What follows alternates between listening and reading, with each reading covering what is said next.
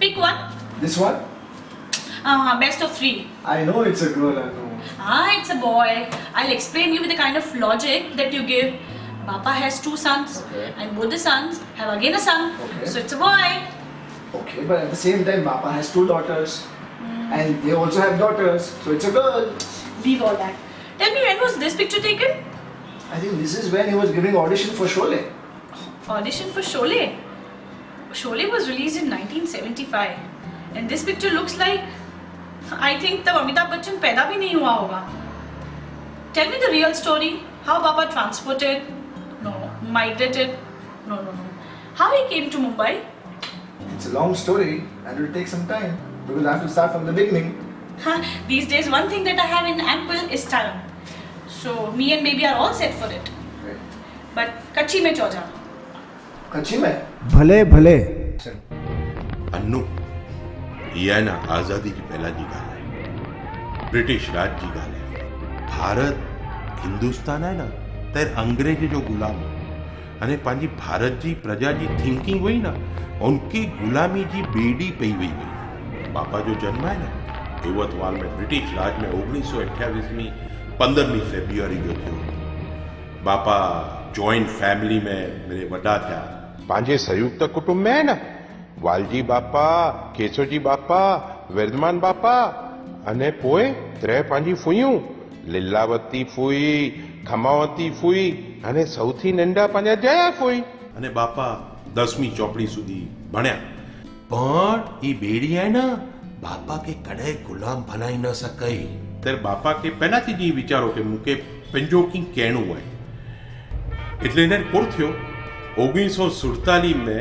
15મી August जो भारत थियो आजाद એટલે એના બાપા થયા આઝાદ એવતમાલથી बापा एवतमाल थी 50 रुपया पंहिंजे खीचे में खणी 7 रुपये टिकट खर्ची ने बापा मुंबई अची विया बापा मुंबई आया सीधा मस्जिद बंदर अने मस्जिद बंदर में पंहिंजा सगा कल्याण जी भाई नैन्सी धरमसिंह जे घरे बापा ओड़ा मस्जिद बंदर में रहा अने उन्हीं बापा के विरजी लदा में ओळखाण कराया એટલે વિરજી લદા વાળા શેઠ બાપા કે ત્યારે નોકરી ડીના 50 રૂપિયા में આ મોહમયી નગરીમાં બાપાની જિંદગીની નવી શરૂઆત બાપાએ પહેલી નોકરી કરી 50 રૂપિયાની અંદર અને મસ્જિદ બંદર રહેતા અને ત્યારે બાપાએ બધો બહોળો અનુભવ લીધો અને વિરજી લદાના ત્યાં 4 વર્ષ રહ્યા 4 વર્ષ રહેતા બાપા પછી ઘાટકોપર આવ્યા પણ એના પહેલા બાપાએ આપણા દાદી જોડે પ્રભુતાના પગલા પાડ્યા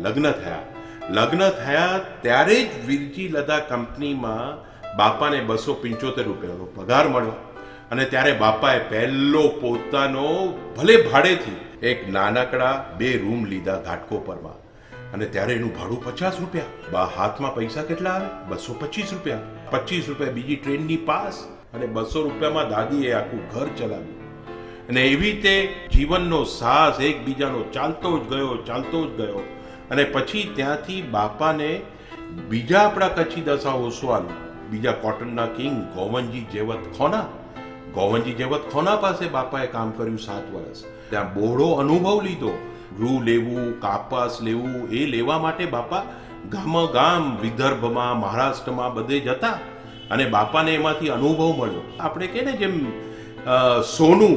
સોનાને જેમ તમે ટીપો સોનાઓ ઘડાઈ જાય એમ બાપા ઘડાઈ ગયા અને પછી બાપાને આપણા એક કચ્છી લુહાણા બીજા મિલ ઓનર સાઉથના શેઠ શ્રી ચતુર્વત જીવરાજ પાસે બાપાને સામેથી આવ્યું કે મારી પાસે કામ કરો એટલે બાપા ત્યાં કામ પર આવી ગયા બાપાએ ત્યાં 2 વર્ષ અનુભવ લીધો તે શેઠ શ્રી ચતુર્વત જીવરાજે બાપાને શીખવાડ્યું કમિશન એજન્ટનું કામ કેવી રીતે કરી શકો અને એ કમિશન એજન્ટનું પોતાનું બાપા કામ ચાલુ કરે એમને જ પ્રોત્સાહન આપ્યું અને પછી એમણે જ એમના ઓફિસમાં જગા આપી ટેબલ આપ્યું અને એમણે જ બધો સાથ આપ્યો અને સાથે એમના પાર્ટનર પ્રવીણભાઈ પોપટલાલ એને સાથે રહ્યા અને સાથે કામ કર્યું પણ એમાં એક કિસ્સો સાંભળવા જેવો છે ને એ જમાનામાં મોબાઈલ ફોન તો હતા નહીં અને ત્યારે ફોન બી લાગે ત્યારે ટ્રંક કોલ આવતા કહેતા અને ટ્રંક કોલમાં બી વાર લાગે ત્યારે આ પ્રવીણભાઈ એમને રાતના ગાડી લઈને બોલાવવા આવે હે શેઠસિંહ નરસિંહભાઈ ચાલો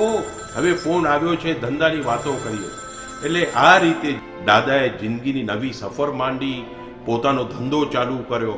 ખાસ વસ્તુ, કોઈને પાસે ઉધારી કરીને અને સત્ય નિષ્ઠાથી કામ કર્યું. કામ કરતા કરતા પોતાનો એક, આપણે કહીએ, મૃગજળ સિંચીને અમે ઉછેરી છે વેલ, અને એ વેલ એક કલ્પવૃક્ષનું ઝાડ થઈ ગયું.